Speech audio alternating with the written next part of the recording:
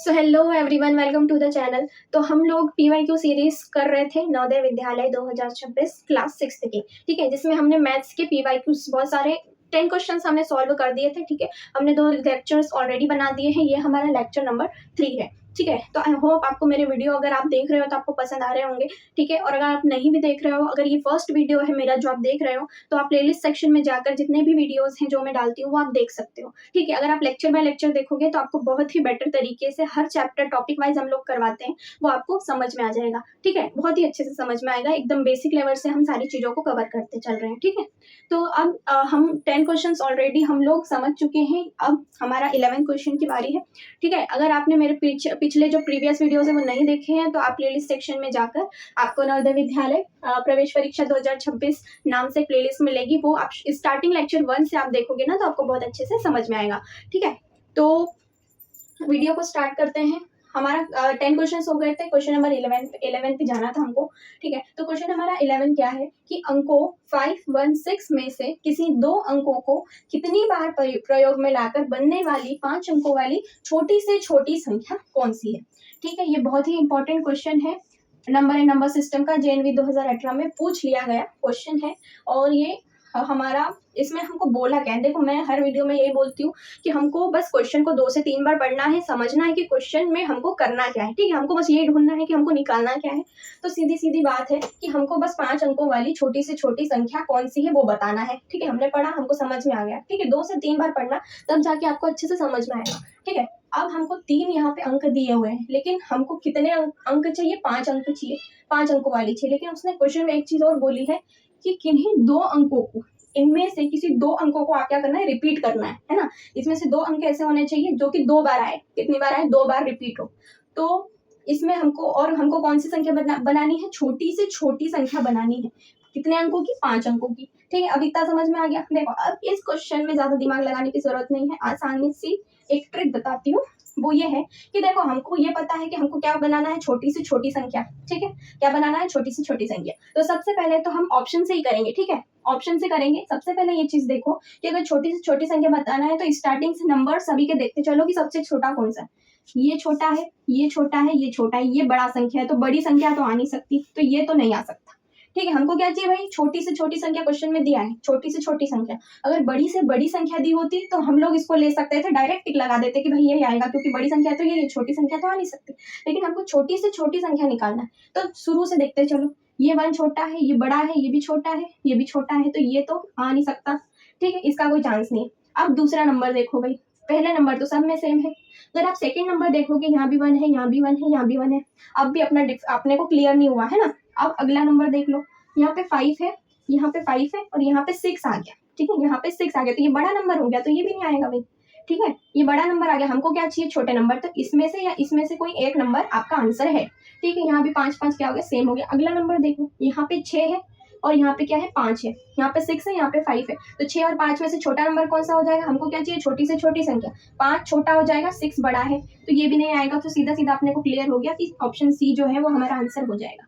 ठीक है, कैसे किया? ये ट्रिक समझ में आ गई आपको? हमको क्वेश्चन में क्या दिया था कि आपको 5 अंकों की छोटी से छोटी संख्या, तो जो भी संख्या होगी वो छोटी ही तो होगी, बड़ी थोड़ी ना होगी। तो बड़े बड़े जो भी नंबर थे वो हमने छाट के अलग कर दिया और उनको हमने बोल दिया कि भाई ये तो आ ही नहीं सकता। ठीक है, तो ये हमारा क्या हो जाएगा? आपका आंसर हो जाएगा। ठीक है, बहुत ही आसान था। ट्रिक के माध्यम से करना है, ज्यादा कुछ दिमाग नहीं लगाना है। ठीक है, तो आई होप आपको समझ में आ गया होगा।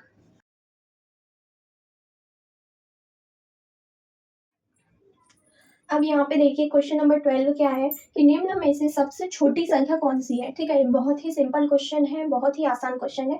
जेएनवी 2016 में आ चुका क्वेश्चन है। ठीक है, तो इसमें चारों ऑप्शन में से आपको बताना है कि सबसे छोटी कौन सी। तो पिछला क्वेश्चन अभी हमने किया ना, सेम टू सेम वैसा ही क्वेश्चन है। बस फर्क बस इतना है कि उसमें अपने को क्वेश्चन में घुमा फिरा के दे दिया था और हमने ट्रिक से उसको किया था। लेकिन यहाँ पे तो हमको डायरेक्ट बोल रहा है कि सबसे छोटी संख्या इनमें से कौन सी है। तो बस वही ट्रिक अप्लाई करना है। देखते चलो भाई, ये तो सब में सेम है, 7 7 7 7। ठीक है, तो अब हमको यहाँ से तो पता नहीं चल रहा। अगला नंबर देख लो, यहाँ पे 4 है, यहाँ पे 1 है, यहाँ पे 9 है, यहाँ पे 5। हमको क्या चाहिए? छोटी संख्या। यहाँ पे देखो कि यहाँ पे छोटी संख्या कौन सी है? 4 है, 1 है, 9 है, ये 5 है। तो सीधा सीधा दिख रहा है कि ये जो है 1 है, 1 हमारी क्या है? सबसे छोटी संख्या। तो हमारा ऑप्शन नंबर बी हो जाएगा आंसर, डायरेक्ट। ठीक है, बहुत ही आसान क्वेश्चन था। ठीक है, अब आगे चलते हैं नेक्स्ट क्वेश्चन।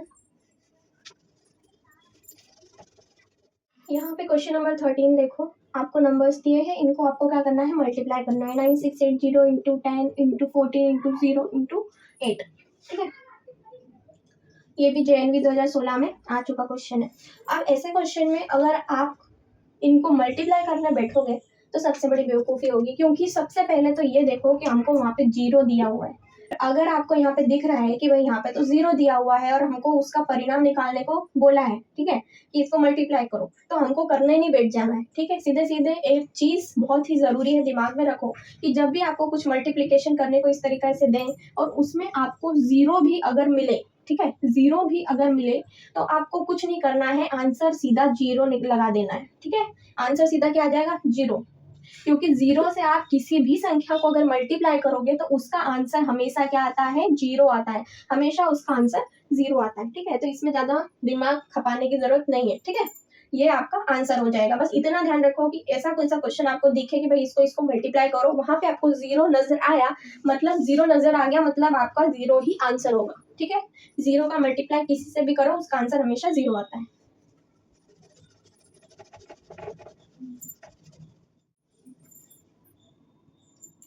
हम किसी भी प्रकार की रिस्क नहीं लेंगे। ठीक है, जितने भी प्रकार के क्वेश्चंस एग्जाम में बन सकते हैं सारे प्रकार के क्वेश्चंस मैं आपको करवाऊंगी। टेंशन लेने की जरूरत नहीं है कि यार वो तो यहाँ से आ गया वहां से आ गया, ऐसा कोई भी नहीं होगा। ठीक है, कोई भी क्वेश्चन ऐसा नहीं होगा जो मैंने नहीं पढ़ाया रहेगा। ठीक है, हम हर क्वेश्चन को लेंगे।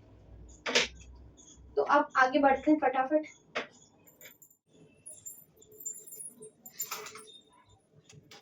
अब यहाँ पर क्वेश्चन नंबर 14 क्या है कि 56 और 84 दोनों के लिए निम्न में से कौन सा कथन जो है वो सही है। ठीक है, तो आपका ऑप्शन नंबर क्या है, ए, है ना, दोनों अभाज्य संख्याएं क्या, ये 56 और 84 के दोनों अभाज्य संख्याएं क्या। अभाज्य संख्याएं कौन सी होती है भाई, इंग्लिश में बोलते हैं प्राइम नंबर्स, है ना। अभाज्य संख्या यानी प्राइम नंबर्स। प्राइम नंबर्स कौन कौन से होते हैं, 2, 3, 5, 7, 11, 13। ठीक है, फिर आपका आ जाएगा 17। ठीक है, और प्राइम नंबर्स होते क्या है, तो प्राइम नंबर्स वो होते हैं जिनका मल्टीप्लाई 1 में होता है और किस में होता है, जिनका डिवाइड 1 से होता है और 2 से होता है। जैसे कि 2 अगर हम ले लें तो 2 सिर्फ 1 की टेबल में आता है और 2 सिर्फ 2 की टेबल में आता है। ठीक है, अगर मैं 11 ले लूँ तो 11 सिर्फ 1 की टेबल में आएगा और 11 सिर्फ 11 की टेबल में आएगा, खुद की टेबल में आएंगे। ठीक है, वो होते हैं प्राइम नंबर्स। ठीक है, आगे बात समझ में। अब यहाँ पे दूसरा ऑप्शन क्या है, दोनों सह अभाज्य संख्याएं हैं। ये दोनों क्या है, सह अभाज्य संख्याएं। क्या, सह अभाज्य संख्याएं यानी को प्राइम नंबर्स। कौन से नंबर्स, को प्राइम नंबर्स। को प्राइम नंबर्स क्या होता है भाई, को प्राइम नंबर्स वो होते हैं जो, तो को प्राइम नंबर्स वो नंबर्स होते हैं जिनका जब हम गुणनखंड निकालते हैं, ठीक है, गुणनखंड मतलब उनका हम एलसीएम निकालते हैं, जैसे 2 और 3, और वो हमेशा जोड़े में होना चाहिए। ठीक है, तो जैसे 2 और 3 अगर हम ले लें तो ये मतलब खुद से ही जाएंगे। जैसे कि अगर 2 और 3 है, ठीक है, तो इसका अगर हम एलसीएम निकालेंगे तो 2 की टेबल में 2 कितनी बार आ जाएगा, 1 बार आ जाएगा। ठीक है, 3 ऐसा कैसा ले लेंगे, फिर हम 2 तो ले नहीं सकते, अब 3 ही लेंगे। ठीक है, 3 ही लेंगे तो 1 वैसा का वैसा आ जाएगा। 3 की टेबल में 3 कितनी बार आ जाएगा, 1 बार आ जाएगा। यानी कि गुणनखंड कितने मिले, 2 और 3, है ना, 2 और 3 ही मिले हमको।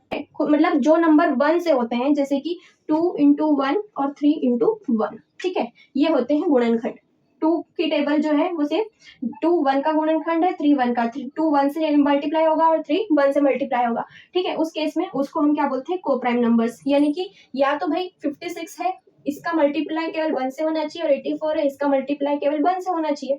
ठीक है, क्या ये को प्राइम नंबर्स हो जाएंगे, वो ये पूछ रहा है ना। फिर सी ऑप्शन क्या है कि दोनों 14 के क्या है, गुणज है। क्या है, दोनों 14 के गुणज, यानी कि क्या ये दोनों 14 की टेबल में आते हैं, 14 की टेबल में 56 या फिर 84 आता है क्या। या फिर डी ऑप्शन है कि दोनों विषम संख्याएं हैं। विषम मतलब क्या, ऑड नंबर्स। ऑड नंबर्स कौन कौन से होते हैं, जैसे कि 1 3 5 7 9 11, ठीक है, 15, ये सब कैसे हैं, ऑड नंबर्स हैं। ठीक है, तो दोनों विषम संख्याएं हैं, नहीं बिल्कुल नहीं है। ये क्या आपको विषम संख्याएं लग रही, बिल्कुल नहीं। पीछे देखो 6 है, यहाँ पे भी 4 है। ठीक है, और 6 और 4 कैसे नंबर्स हो जाएंगे, इवन नंबर हो जाएंगे, तो ऑड होने का तो चांस ही नहीं है। ठीक है, अब ए ऑप्शन होगा क्या, दोनों अभाज्य संख्याएं क्या, ये प्राइम नंबर्स है क्या, दोनों खुद से ही डिवाइड होंगे क्या, बिल्कुल नहीं, क्योंकि यहाँ पे पीछे 6 है, यहाँ पे 4 है, तो 6 और 4 क्या प्राइम नंबर्स हैं? बिल्कुल नहीं, 6 और 4 प्राइम नंबर्स नहीं होते हैं, तो ये भी नहीं होगा, दोनों प्राइम नंबर भी नहीं है, ठीक है। अब यहाँ पे देखो ना भाई, वो क्या बोल रहा है, दोनों अभाज्य संख्याएं हैं, प्राइम नंबर्स ये होते हैं, ठीक है। अब यहाँ पे देखो, यहाँ पे आपको कहीं पे 6 या फिर 4 नजर आ रहा है क्या? नहीं आ रहा है, तो ये प्राइम नंबर नहीं होंगे, ठीक है। अब दोनों सह अभाज्य संख्याएं क्या, यानी को प्राइम नंबर्स, क्या दोनों को मल्टीप्लाई सिर्फ 1 से ही होता है क्या? सिर्फ 1 ही उनका गुणनखंड होता है क्या? तो क्या ये सही है क्या?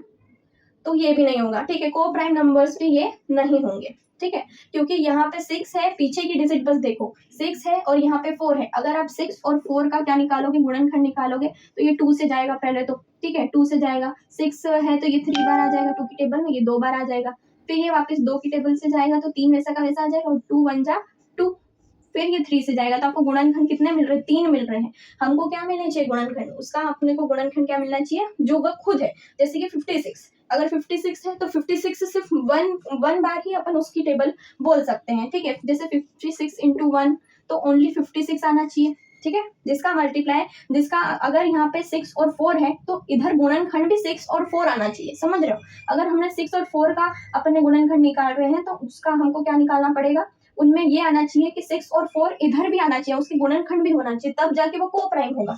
यहाँ पे को प्राइम है ही नहीं, ठीक है, तो को प्राइम भी नहीं होगा। अब सी है, तो दोनों 14 के गुणज है क्या? बिल्कुल है। कैसे है मैं बताती हूँ, इसको मिटा देते हैं।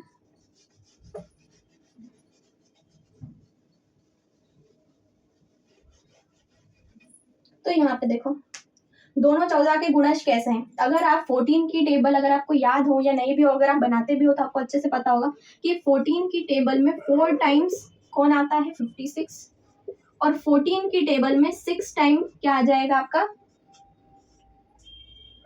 84।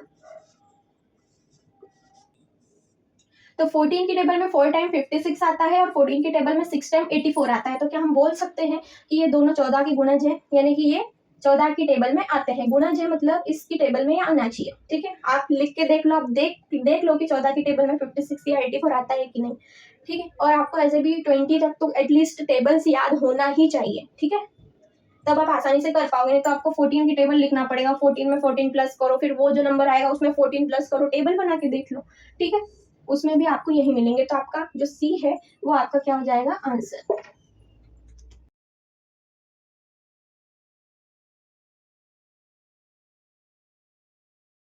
यहाँ पे आपका क्वेश्चन क्या है कि 7 विभिन्न अंकों से बनी न्यूनतम संख्या तथा 6 विभिन्न अंकों से बनी अधिकतम संख्या का अंतर, ठीक है। अंतर आ गया मतलब माइनस करना है, ठीक है। अब 7 विभिन्न अंकों, विभिन्न मतलब अलग अलग, ठीक है, अलग अलग अंकों से बनने वाली 7 अंकों की संख्या और न्यूनतम, ठीक है, न्यूनतम मतलब छोटी से छोटी। आपको यहाँ पे कंफ्यूज करने के लिए उन्होंने न्यूनतम शब्द का इस्तेमाल किया है, ठीक है। न्यूनतम यानी कि छोटी से छोटी संख्या और अधिकतम यानी कि बड़ी से बड़ी संख्या, ठीक है। तो हमको क्या यहाँ पे कंफ्यूज नहीं होना, न्यूनतम मतलब छोटी से छोटी और अधिकतम मतलब बड़ी से बड़ी, ठीक है। और हमको पता है कि भाई अगर हमको अंक अलग अलग लिखना है और कैसे बनाना है, न्यूनतम यानी छोटी से छोटी। तो जब भी हम छोटी से छोटी संख्या बनाते हैं, वो भी 7 अंकों की, तो हमको क्या करना पड़ता है? पहले 1 लेते हैं, फिर उसके बाद 0, फिर 2, फिर 3, फिर 4, फिर 5, देन 6। देखो कितने अंक हो गए? 1 2 3 4 5 6 7, बन गई 7 अंकों की छोटी से छोटी संख्या यानी न्यूनतम संख्या, ठीक है। अब 6 विभिन्न अंकों से बनी अधिकतम संख्या यानी बड़ी से बड़ी संख्या। तो हमको पता है कि 0 से 9 के बीच में 9 कैसा होता है? सबसे बड़ा होता है। तो 9 हम क्या करेंगे? पहले लिख लेंगे, इससे छोटा 8, इससे छोटा 7, इससे छोटा क्या हो जाएगा? 6, फिर 5, ठीक है। कितने? 6 अंक चाहिए ना, 1 2 3 4 5 हो गए, एक अंक और ले लो, ठीक है। अब हम इसको क्या करेंगे? माइनस करेंगे, तो ये आपका ऐसा आ जाएगा 4 5 6 7 8 9।